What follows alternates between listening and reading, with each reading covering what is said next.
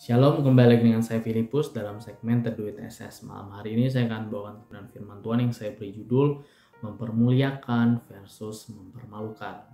Kita buka satu ayat dalam Matius pasal yang kelima, ayatnya yang ke-15 sampai ke-16. Demikian firman Tuhan. Lagi pula, orang tidak menyalakan pelita lalu meletakkan di bawah genteng, melainkan di atas kaki dian sehingga menerangi semua orang di dalam rumah itu.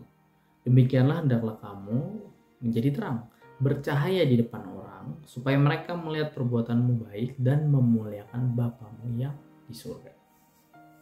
Ayat ini jelas berkata bahwa kalau suatu terang itu akan diletakkan dalam kaki dian kalau ada pelita.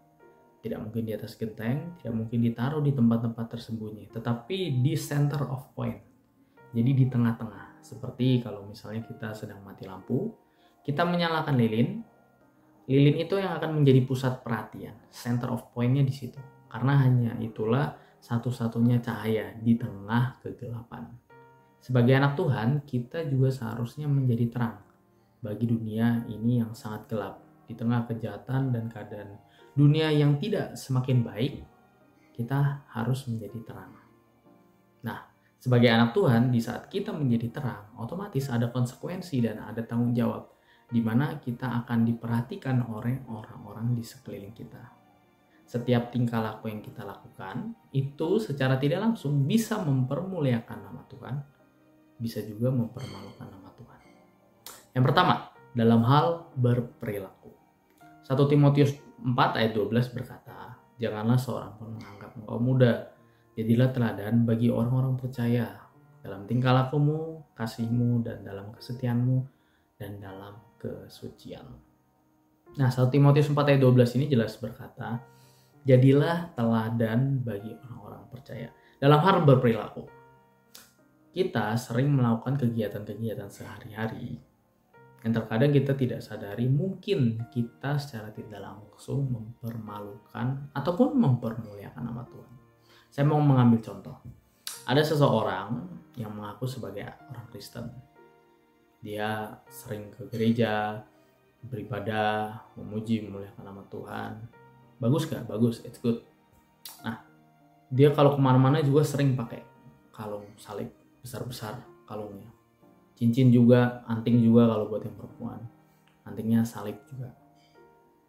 Melambangkan kalau dia sangat mungkin dia merasa kalau dia tuh mengakulah kalau dia Kristen gitu, dia pede, jadi dia bangga sebagai orang Kristen.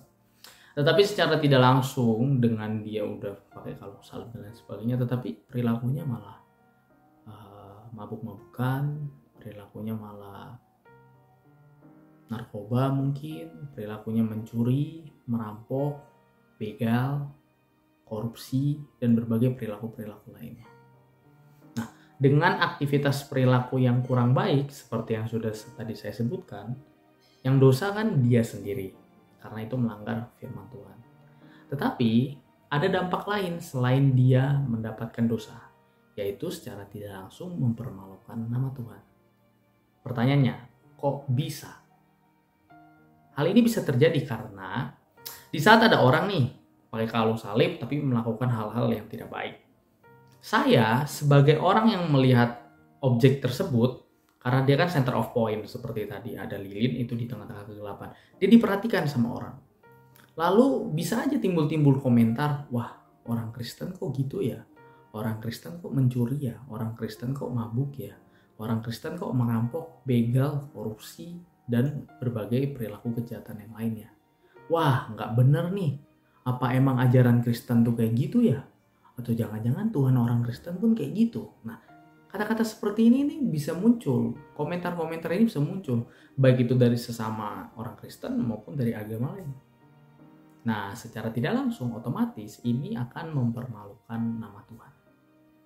Di sisi sebaliknya, di saat kita berperilaku menjadi teladan, jadi kita betulan kelihatan baik, bukan kelihatan ya, betulan kita itu berperilaku baik, bijaksana, murah hati, rendah hati, orang juga akan menilai, wah ternyata dia baik ya, ternyata dia nggak sombong, Oh, orang Kristen tuh ternyata baik-baik ya. Contohnya si A tuh, dia baik banget, dia tuh nggak sombong, rendah hati. Secara nggak langsung sudah mempermuliakan nama Tuhan lewat perilakunya. Itu yang pertama dalam hal berperilaku. Yang kedua, dalam hal berucap atau berkata-kata. Amsal 12 ayat 19 berkata, bibir yang mengatakan kebenaran tetap untuk selama-lamanya, tetapi lidah dusta hanya untuk sekejap mata. Amsal 10 ayat 19 berkata, di dalam banyak bicara pasti ada pelanggaran, tetapi siapa yang menahan bibirnya berakal budi. Sama juga poinnya dengan yang pertama, yang kedua ini adalah dalam hal berucap atau berkata-kata. Lidah ini tidak bertulang, tetapi dengan lidah ini kita bisa mengungkapkan hal-hal yang positif, tetapi bisa juga hal-hal yang negatif. Di saat kita sering ngomongin orang, kita sering bergosip, kita memberikan kata-kata negatif, sumpah serapah, kata-kata yang najis, bahkan juga kita mengeluarkan kata-kata yang membuat orang menjadi down, menjadi lemah, kita melemahkan orang lain, kita berdusta, kita berbohong lewat perilaku, lewat hal dalam hal berucap tersebut, itu juga secara tidak langsung sudah mempermalukan nama Tuhan. Sama kasusnya seperti yang nomor 1 tadi, di mana orang yang melihat, karena kita tadi kembali lagi kita adalah center point, kita menjadi pusat perhatian, orang yang melihat kita di saat kita bergosip bisa berkomentar, wih orang Kristen tapi kok suka gosip ya, dia rajin ke gereja tuh tapi kok kerjaannya bohong terus ya, nipu ya, wah nggak bener nih, berarti selama ini dia ke gereja gini. Nah dari hal-hal tersebut secara tidak langsung sudah mempermalukan nama Tuhan. Tetapi di sisi sebaliknya, di saat lidah bibirnya dalam hal berucap memberikan hal yang positif, memberikan semangat, motivasi, membuat orang menjadi bangun, menguatkan orang, mendoakan orang, itu juga secara tidak langsung akan mempermuliakan nama Tuhan dalam hal berucap atau berkata-kata. Dan yang terakhir adalah dalam hal umpan balik atau feedback. Umpan balik atau feedback ini berkaitan dengan respon kita terhadap sesuatu yang sudah kita dapat dari orang lain. Semisal contohnya, ada orang yang mendapatkan informasi bahwa orang tersebut sering difitnah oleh orang lain, digosipin sama orang-orang lain, dijelek-jelekin sama orang-orang lain. Nah, orang tersebut bagaimana responnya? Sebagai anak Tuhan bagaimana responnya? Apakah labrak, marahin, berkelahi, pukul, atau balik ngomongin, jelek-jelekin gantian, balas dendam, atau apa? Nah, Matius 5 ayat 44 berkata, tapi aku berkata kepadamu, kasihilah musuhmu dan berdoalah bagi mereka yang menganiaya kamu. Nah, inilah uniknya kita sebagai anak Tuhan. Di mana ayat ini berkata jelas, kasihilah musuhmu. Jadi kalau ada orang yang tidak suka dengan kita, jelek-jelekin kita, memfitnah kita, menganggap kita itu jelek, dendam kepada kita, atau nyumpahin kita sekalipun, jangan pernah untuk kita membalas hal tersebut. Justru kita mendoakan dan mengasihi musuh kita. Di ayat yang lain juga ada berkata, kalau ditampar pipi kiri, kasih pipi kanan. Artinya apa? Tidak usah perlu dilawan. Biarkanlah Tuhan yang nanti akan melawannya.